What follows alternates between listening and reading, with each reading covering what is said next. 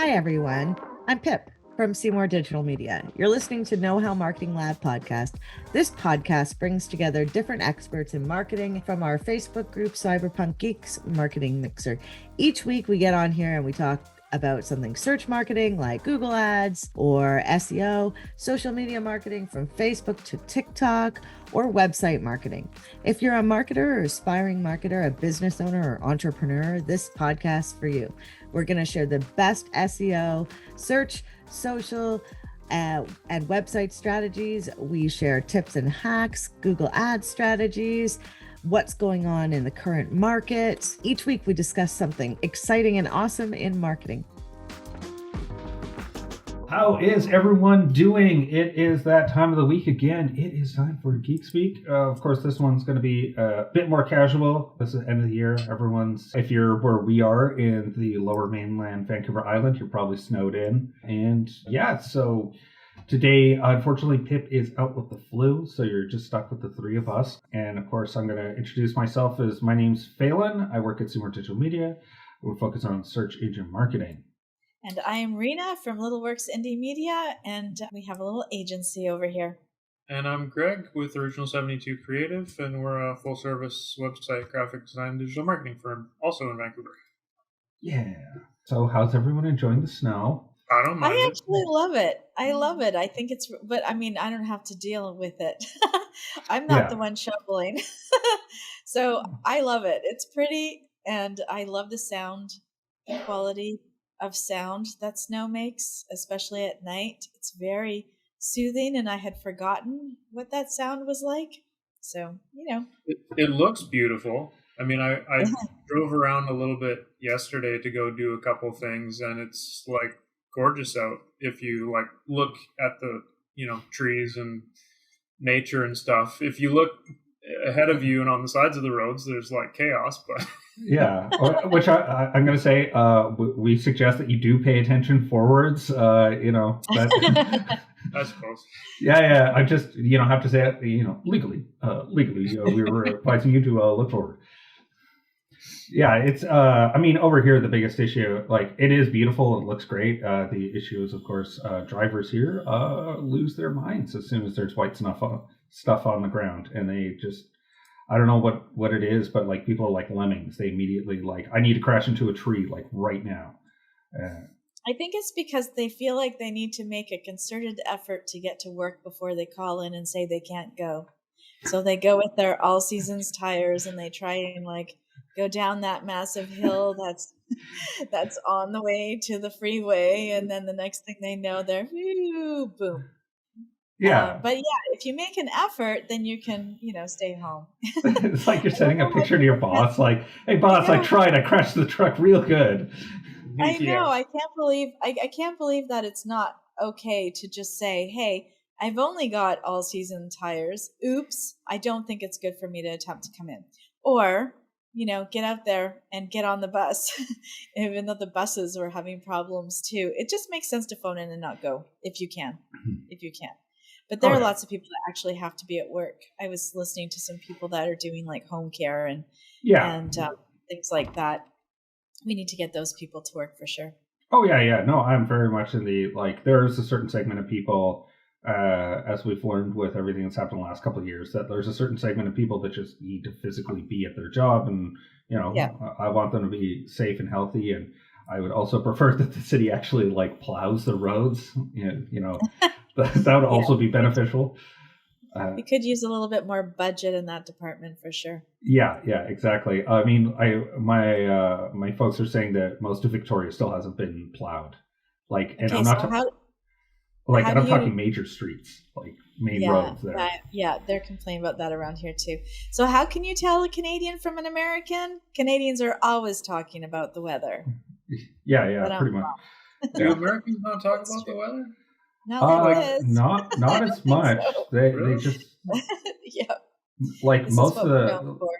I'd say the place that has the most insane weather is probably Indiana, because they have every extreme. So they get tornadoes in the fall, they get blizzards in the winter, they get flooding in the spring, and then it's scorching hot in it's like I heard someone from there describe it as like it's the place that if you went there, you think that God forgotten you. It's just because like the weather's no. just That's so sad.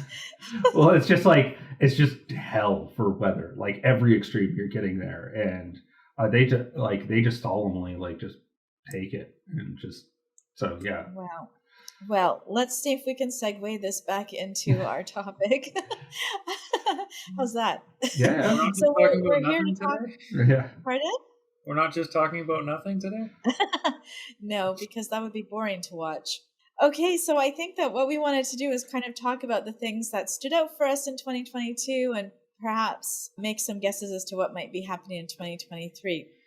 So, what were the highlights for you guys in 2022? I had to do a deep dive into Performance Max and e-commerce for Google Ads, so that was a new thing that I didn't think I'd have to learn in 1 month, but I did. So that was, Right on. Yeah. that stuck out quite a bit because it was I had a lot of we had a lot of stuff going on here at the house as well as having to learn all that stuff, so it was a little stressful. So Yeah. that stuck out for me.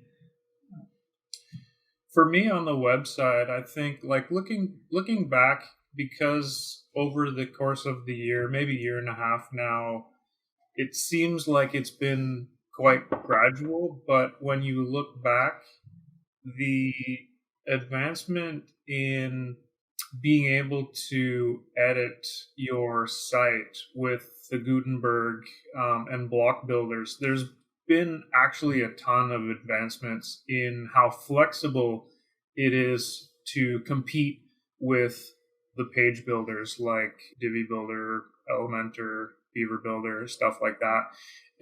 I find in the past year to year and a half, it's taken a major jump to where you can seriously not build sites with Elementor and those things, and pretty much have whatever you need to do your custom layouts for sites. Yeah, Right. I was going to pretty say. big, actually. I was just going to say, building off that as well, was also Shopify pretty much allows all page similar thing of like a page builder, but now it's on every page, and then you can save them as templates as well. So that was a big one for us, where it's like it almost opens up too many possibilities that you're just like of things you can do on pages, and it's every single page. So it's definitely a lot of the builders have gotten a lot better. I'm kind of curious. I should go look at if there was like an improvement in the drag and drop library, right? Because there's a library that since both of them use React to do a lot of their front end JavaScript, I'm just wondering if there was like sorry, what's both of them? Do you mean Oh, Shopify and WordPress The and Shopify block builder Oh, and okay. yeah, Okay, got it. Shopify and WordPress on their back end both use React, the JavaScript Okay. library, as their back end. In fact, fun anecdotal story is because Facebook created React, the I WordPress. didn't know that. Yeah, it's owned by all the major ones. There's only one independent, which is called Vue, VUE. That one's completely independent, and everyone else is just it's built by a major organization. Right. And so React, they had this like weird thing, and because it was Facebook, and so they had a weird thing in their terms of service that they like would own whatever you built with it. And Matt Molyneux, the guy that runs WordPress, said like, "Oh, I guess we're gonna have to move off of it," and instantly had Facebook change their terms of service to make it compliant with them, because they're just like, "Yeah, we're not losing out this one. Like, okay, what do you need? What do you need?" And they like just changed it to make it like open, whatever the most open one that they could have. They changed it to that some Creative Commons, and so it was that showed the power of WordPress, that they could literally make the behemoth Facebook bend the knee by just saying like, I think we'll move away from this. At least somebody can. Yeah. I mean, well, at the end of the day, I think that's one of the other fun ones. It's just things that we've learned is like there is someone that can make a bunch of these giant companies like just someone can off in the corner can cough and they go, okay, actually, we're going to change our plans. We're going to do what they said. So what about for you, Rina?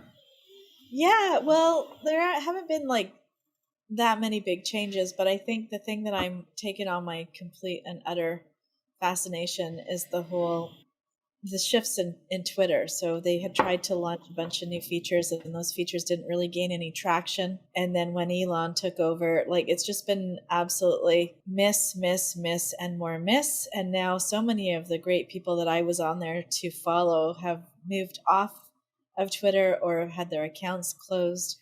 I'm kind of wondering, am I there to the bitter end? When do I move off? And where am I going? Because that seems to be also, there's not one sort of congruent movement to a particular place. Everybody's taking up a variety of spaces. So they're going to Substack, and so it looks like Substack and that, what's the other one called with the M? What's it called? Mastodon. I forgot. Mastodon.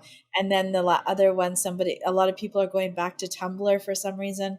I don't know how Tumblr I went is back to Tumblr, actually. Did you? Yeah, that's one. I don't know if I went back or just because I know about Tumblr. I feel like I was probably on there, but then I signed up again. So I might have a second Tumblr out there. Right. So, but it doesn't function at all like Twitter did. So this is what I'm trying to get at. Like, how do we get our immediately released news? So someone's saying that the journalists are going to post. That's good. That's probably where I want to be then, because what I look for in Twitter is that at the moment when things are on the ground, absolutely happening right then and there, not something that's going to show up in my feed 2 days later or 5 days later or whatever due to the algorithm. And I like to hear it before it gets to the news. Yeah, I don't like Mastodon either. I haven't even really figured out how it works yet. I looked at it once. It just I glossed over, and I'm going to go over that when I'm on holidays and figure that one out. But Post is a good place. I haven't actually used that one. I'm going to mark that down right now so that I don't forget. So has anyone else moved anywhere else off of Twitter? Because that makes me Post. I don't even know what Post is, and I can't seem to get... Glenna, can you tell me, can you drop a link in the chat and see what you're talking about? Because I can't really search for that. Yeah, that's a pretty generalizable name, though. Definitely the SEO on that is going to be pretty tough. I know. I'm like, what am I thinking? I can't Google that. It's not going to come up with anything. Yeah. Okay. So that's good, because I do like the journalists. That's what the journalists and politicians, those are the two groups of people that I keep in touch with, if you can call it that, on Twitter. I keep up to date with. That's probably more accurate. Yeah, though apparently Elon is actually stepping down as the CEO. It got announced today. He is? Yeah. Are you serious? Announced this morning. There's a new girl. My gosh. Well, that one, it's not clear that it's not a joke, because there was a lady who said that she's now the new CEO, but people looked in and she's a comedy writer, so there's a strong chance that was a bit. And the problem is, here's the thing: he did say that he was going to run all the decisions by poll, and then he doesn't poll. He only polls for 24 hours, so not very many people can even respond.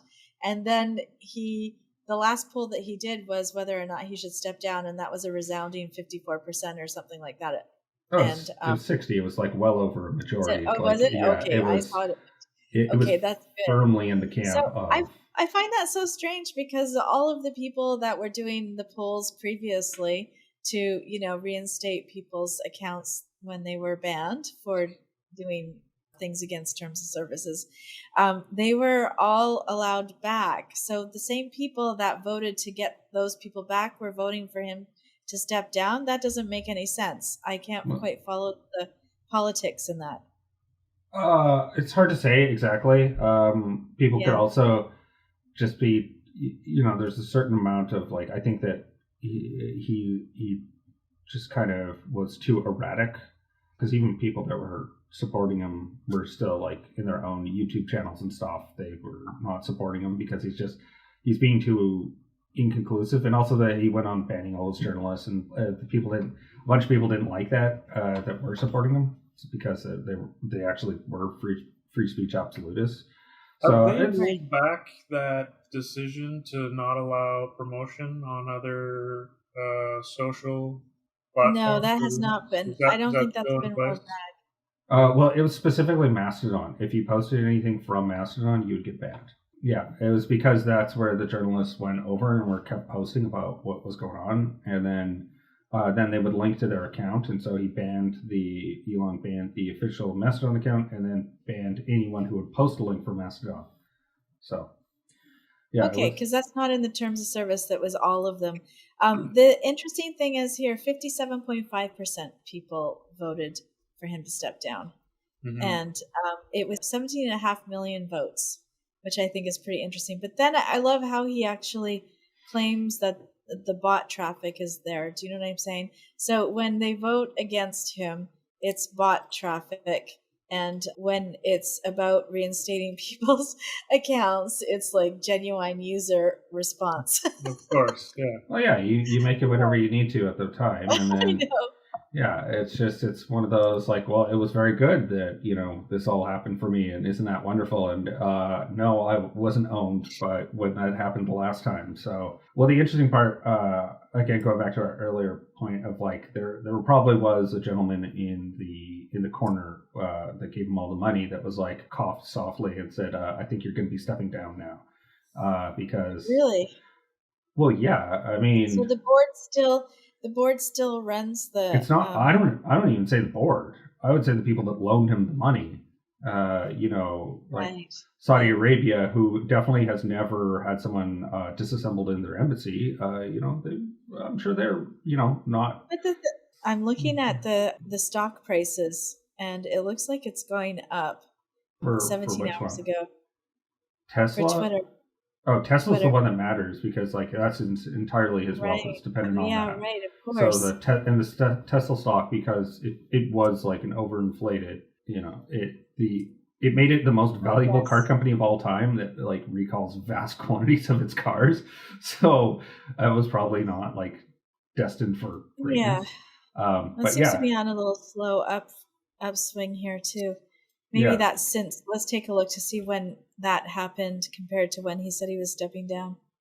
yeah, Interesting. Okay, well, this is all really fun. So this is what's held my attention for the last little while, yeah. which I'm not sure is super interesting to anyone else. So for those of you who are watching, why don't you drop in the comments what you guys have been fascinated with in terms of marketing this year. Oh, and then the other thing is that so brands, a lot of the brands that are on there seem to be just tweeting away as usual. But has anyone stopped? I have stopped a couple of my accounts from tweeting on Twitter, but for the most part, I have a software client, and we still use Twitter because Twitter is still a really good space for them.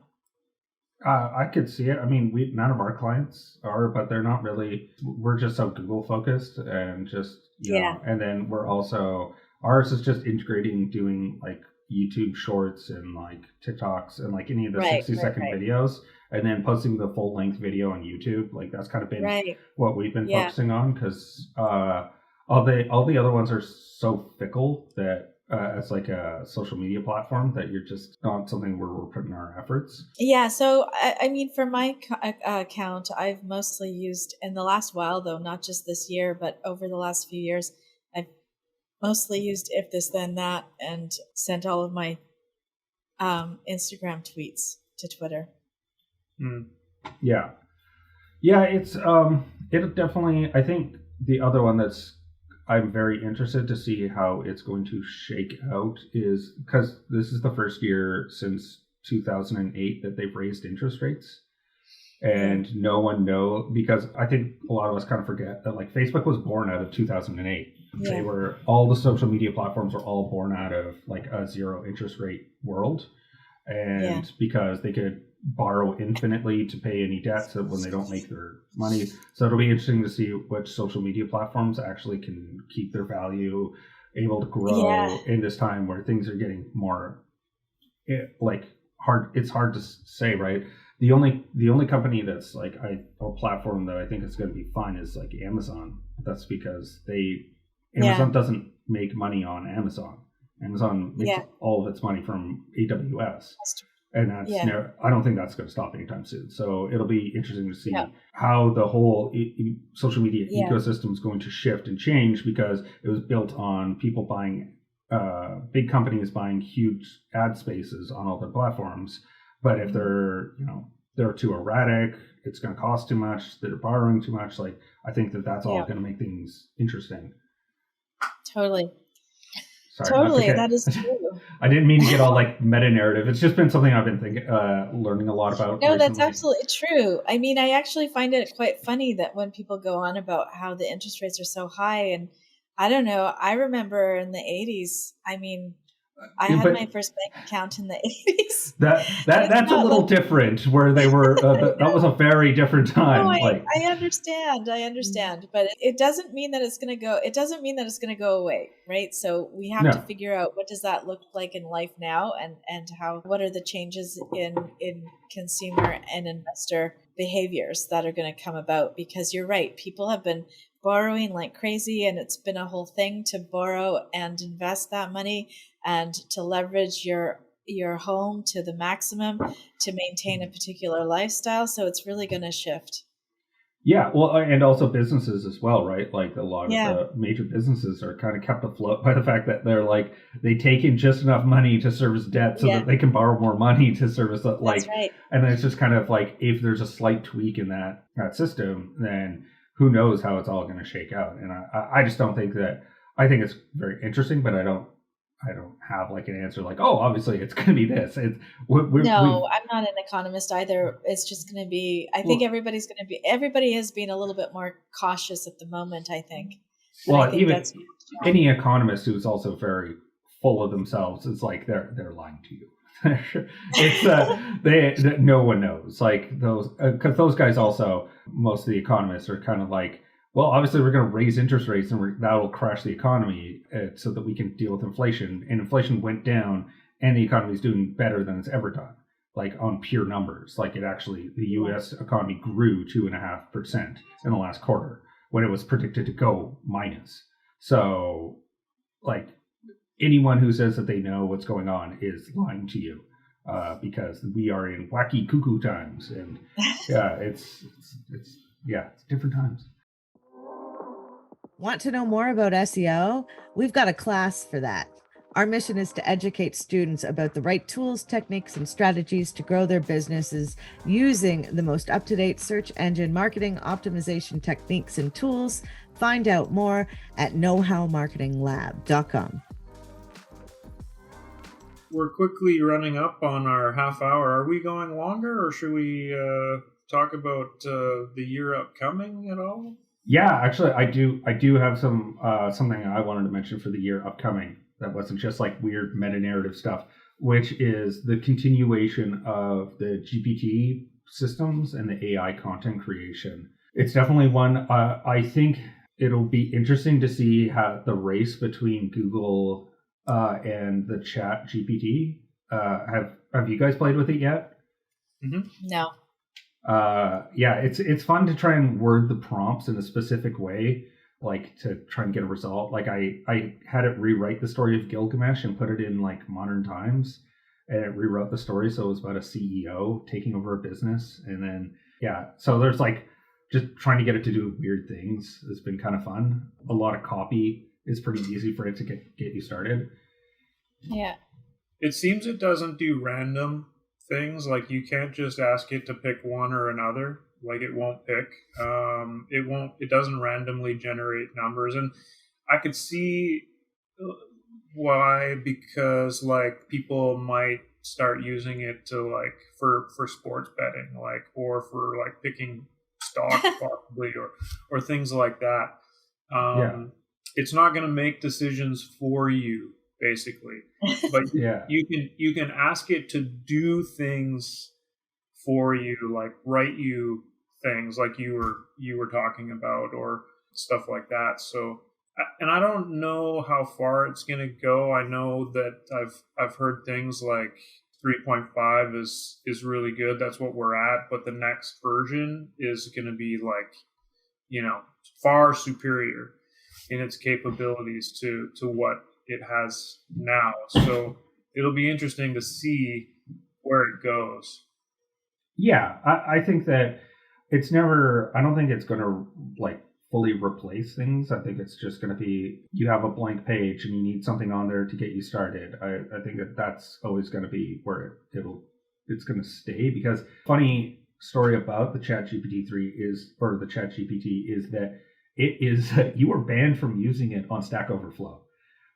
So it does write code, but the code doesn't work because it doesn't know, like you were saying, it doesn't know how to actually pick something. It's a predictive model based on a bunch of stuff, and it looks right, but if you actually go and actually work with it, like computers are, the code is deterministic, where this is probabilistic. So it's like code is like you give it a set of instructions, it will do those instructions, whereas the GPT models are like, we guess based on how everyone else has done this, that this is kind of how it works, and it's like it's a predictive model. Mm-hmm. And the image AI stuff, I've played around with that a little bit as well, and it's pretty cool. I don't think it's going to be replacing any designers anytime soon, but you could use it in a specific way to generate you just something abstract or interesting that is unique. Well, I don't know how you. Okay, so there's actually an AI right now that someone shared with me in a Slack chat that designs entire websites. So I feel like there might be not replacement for designers, but another DIY option rather than just templates. Yeah, I think that, yeah, I would agree with you that it's like, it's going to be like a starter template or something like that. The thing that the issue with it, of course, is that Google is like hyper aware of these systems and has like built like ways to downgrade. Like if you think they'll do that? They already have with the GPT. What are based on what premise? Why would they do that? Why would they choose to do that? Oh, because it's not original content, right? So it's not. I see. And but so, are templates original content? Like, honestly, at what point does originality happen? Well, that's this is the more interesting conversation to me. Not what can be done, but who owns what and where is the intellectual property lie? Like, because the AI developer owns all the property, doesn't it? Like, how does it not? So the court case actually did just come down for that AI generated comic book. Okay, so cool. Someone did take it and use these systems to create an entirely AI generated comic book, and the court ruled that they were not allowed to put a copyright on it. Because it's sourced out from everything else. Yeah, it's just, so then what is it? Creative Commons? Like, is that where's it land? Yeah, I think it was Creative Commons is where they landed. I didn't get. So we're not going to be. But here's the thing: can you not just create a book? Like I've heard of lots of people writing books with AI already, or stories at least. So if you created a book of short stories, for example, and then you created a print on demand on Amazon and sold that, and it was obviously done by AI, and I somehow knew that, could I not just go and download that book and then put it up and resell it myself because it's part of the Creative Commons? Let me preface this with that. I'm not a lawyer. I'm not that good at copyright law. Like, I know. But to me, what it would mean is that, yeah, you'd be able to just take what they did, put it up there, and then you'd be selling it, and then they couldn't take it down because there's no way to enforce a DMCA. And what percentage of differences to original artwork need to be organized by this AI for it not to be part of the first copyright holder? So, for example, if a gallery owns the Van Gogh Scream or whatever, and they own the rights to that, and every time it's published on a card or a calendar, they get money for that. So how much does that Scream have to actually change? Because in current law, it's 80%. So I have to make, well, actually, I don't know. I don't know that for a fact, but and I know that it's arbitrary in some ways because it depends on how you're changing it and how recognizable it originally is, even if it is 80%. But you have to make significant changes for it to be considered a new work. So have they legislated that kind of, like, how much change from the original art does the AI need to put into that piece before it's... I believe that is part of the fun things that are coming up for the next year. Yeah, because I don't think that I personally I think that that's just an open question, and those goalposts are going to keep moving and keep shifting, and people are going to be. I just I don't know what's going to happen with it. Like a materialist reading is going to be like whoever owns the ability to make money off of that part is probably going to be pushing for those laws to favor them, right? So whoever it's like making the money now, they've got the money to then get the lawyers to go like, no, I want it to be this way. And so just out of curiosity, do we have a link for that comic book that is done by AI so I can just rip it off and put it on Amazon today? I will have to find it and put it in the chat. I just found it in my when I was Googling.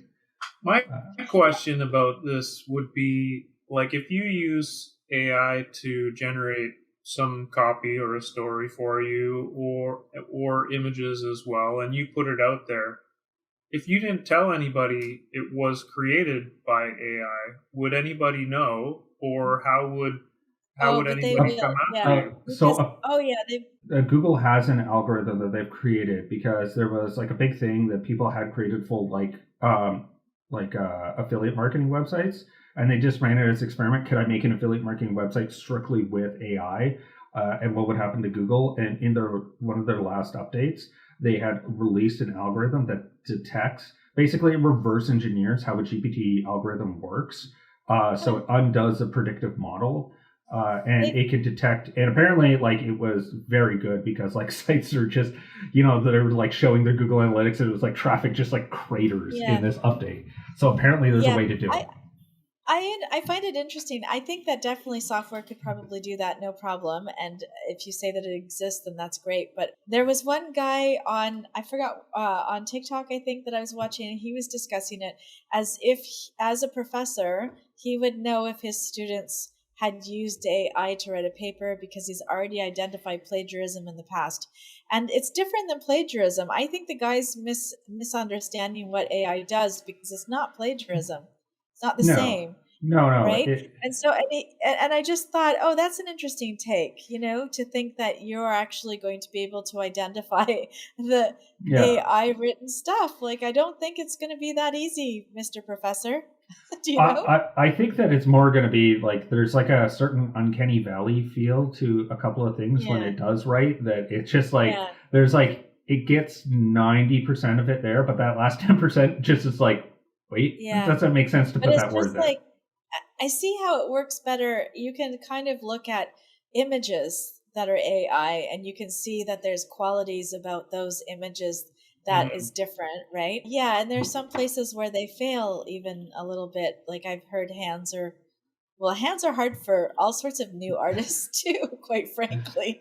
But they say in the hands, and it's just, they sort of fall apart a little bit at different places, and that's fine. But in writing, I want to see, like, maybe it's just because I'm not really, I haven't dedicated my life to reading books the same way that authors or literature, teachers have, I would imagine. Maybe they could actually feel that sort of uncanniness that I look at when I look at AI, and I can see, oh, that's a little off, it's a little weird, it's a little strange. But there are entire art genres that are intended to be a little off, a little weird, a little strange. Like, they're not intended to be realistic. So, like, I can actually think of some really good pieces of artwork that stand alone and have for centuries, and they're not realistic. They're weird. Yeah, but I think that there's a couple of factors when it comes to the writing that, like, you've got to separate out like marketing copy from like literature or some piece of nonfiction versus a piece of fiction. I think that the models do better with nonfiction and marketing copy because it is fairly standardized, like how you're trying to convince someone of something. And I think that part is going to have some tells in the way that it puts words together. That's what I suspect that Google is going to catch. Right. Any sort of fiction, it's more, or any sort of like prose where you're trying to like come up with a story. Those ones they're okay, but that's where the uncanny valley really happens, is any sort of like prose where they're telling a story, because they'll have like and then they went to the bowling alley, and like they'll have like some weird like thing that just like it's so incongruous, and it's because it's predictive, like that it's just sort of trying to assume these things. It's going to be a weird world. It's definitely, so one other thing that's come out of that is there's now a new type of job, which is like a prompt writer. It's literally a guy's job, like on Fiverr, to know how to prompt these systems to generate Oh, what you need I it think to that's do. so fun. I want that job. I'm gonna put myself up on Fiverr for that. Yeah. There's well, there's one like one of the podcasts I listened to. They did like a whole intro. I'll send you a link to it, Rina. Them doing the intro, and it was entirely written by ChatGPT. And then he's like, I don't want to like, because it was a little like they were critical of it, and so they were just like, yeah, I don't want to really tell you guys how to like write an episode, an intro to this podcast using ChatGPT, because like that isn't going to be fun for you. That's funny. Yeah. Yeah, it's definitely. I think the AI content creation is going to be the big thing next year. Absolutely, I think that's going to be super interesting. And then way more experiential marketing. I think that's on our Google, whatever those are called. I don't have one. What's it called? The Home? The little speaker things. Yeah, Google Home and all of that. We'll be making lists and doing shopping from there. Yeah, things like that. I expect that. The other thing is like the Google local SEO. There's made some huge jumps in like how you can leave reviews. Like I just saw yesterday that you can leave a review for a restaurant and then leave it for subcategories of like food quality, service, experience there. So I think that, and then they're also doing the posts and like you can see things that are happening nearby you. So I think that Google is going to be expanding that out a little bit more. So that should be interesting for people. It'll be. I think it's also going to be interesting to see what's going to happen with Meta because they are losing a lot of money. It's going to be around for a while, but like they've taken a big hit in the last year, and it'll be interesting to see where they're going to land out of all this. Yeah, I want to know when they're going to be launching their metaverse stuff. Like, I really want to see more of that. They have. Oh, but how do you get in it then? Oh, exactly. They haven't rolled it out to us. Is that what you mean? No. It's just it's been underused. It was a big boom that just didn't work. Like the technical component for like configuring it just wasn't up to snuff. It was a lot of marketing that didn't have a lot of technical stuff to back it up. I remember the marketing and all of that, but where is it? Where did we go? It's all decentralized, right? Like it's all, you have your own little world, and then it has its own cryptocurrency that uses to fuel it, and it also got tied in with the NFT market, and so it was kind of also. I hope you don't like having legs. They haven't been able to figure out legs. I definitely like the legs, honestly. Positive reinforcement goes a long way for me. There's been. I mean, there's just been a lot of issues with it getting set up. I keep fairly close tabs on all that stuff. Oh, the other one that is interesting with the marketing a little bit is that Netflix has reoriented itself to basically be TV. And yeah, it's like, I know. I'm so disappointed. It's like I canceled my account. Well, that's again going back to the zero interest rate world. They were entirely dependent on borrowing vast sums of money, which is why. VC, they were a junk stock. They've never not been a junk stock. I think a lot of VC-backed companies operate like that. They just live so much on the money that's coming in and not on the money that's generated through revenue of the thing that's actually being sold. So yeah, and I mean that's the too bad part of it is that they organized it to be cheaper than TV. They disrupted the television service, and then they turned it into TV. It's like, oh, that was really innovative. Totally innovative. Oh, it's the same. Between it and Uber also has an ads platform now because now they have a little screen in the back of the car that makes it look exactly like a taxi, except it's just some random guy's car. And it's the same story, is that there were fundamental economic things that made these models this way. They thought that with infinite free money, they could change that, and it turned out that they couldn't. There was a reason why things were the way they were. No, because the model is... Well, the model depended on free money, like infinite free money. Yeah, I forgot what the word is that I want to use, though. The model is... I forgot. Has anyone tried the Disney service? No, it's all the same. They all start out the same. Yeah, but Disney has advertising? Because Disney's killing it right now, but Disney streaming services... Disney makes infinite money. They make infinite money. But it's because they're pulling it from everywhere. The Marvel movies, the Star Wars stuff, like they have all the merchandising that goes with that. Like they actually are a model. Like the two companies that are absolutely killing it right now is Disney and Amazon. And it's because they have a thing that makes them a ton of money so that they can go and buy everything else and then just like corner the market. And so those two companies have like a huge cash cow that they can just use to buy up their competitors in other markets or enter themselves into new markets. Yeah, I think like, everything from our childhood is all pretty much owned by Disney right now. Like there's very few that isn't owned by them. And that also helps them with the Disney Plus is that they have like the rights to all Marvel, Lucasfilms, what's the other one I'm thinking of? Pixar, 20th Century Fox. Like they own all that. So Simpsons is like hanging out with Mickey. I'll refrain from doing my Mickey voice. And so yeah, it's definitely it's a weird world where things are, I think, separating out, but also kind of consolidating in weird ways. It's kind of it'll be interesting to see how all that shakes out.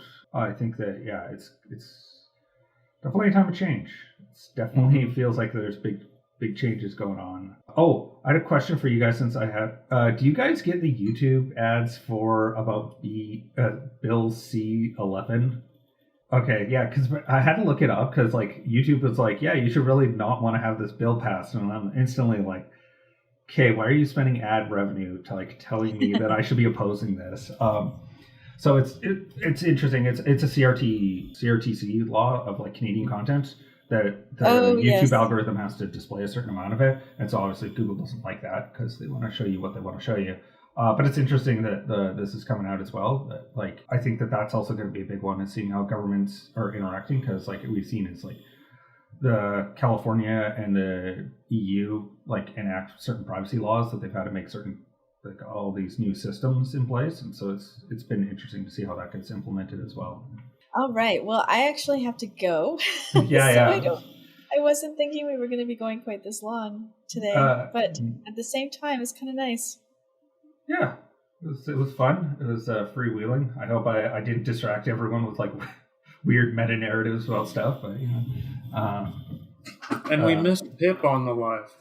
No kidding. Yeah, this is what last one of the year too. Yeah, well, this is and that's why I get to talk about all the stuff. It's, Pip's not here reeling us all in. Yeah, exactly. Okay, so I guess we will see you guys in the year. Oh, I will be posting that form for anyone that has suggestions. I haven't got to it yet. I forgot since the last time. But I'll post a Google form that if anyone has any topic suggestions they want us to cover. Yeah, I guess. Sounds good. So it's a great year, everyone. And I'm really looking forward to next year. I hope that you'll stick with us and help us grow and organize each other for when we need help and when we have questions. We are in the Cyberpunk Marketing Mixer Facebook group. If you're watching us elsewhere, that's where you can find us on the daily. And have a great holiday. And we'll see you first week of January, right? That would be January 5th, I think, right? Yes. All right. Bye for now. Bye, everyone. Bye, everyone.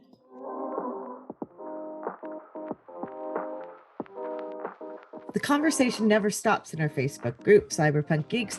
Join us at facebook.com/groups/Cyberpunk Geeks to ask your questions, meet new friends, and learn even more about search, social, and websites.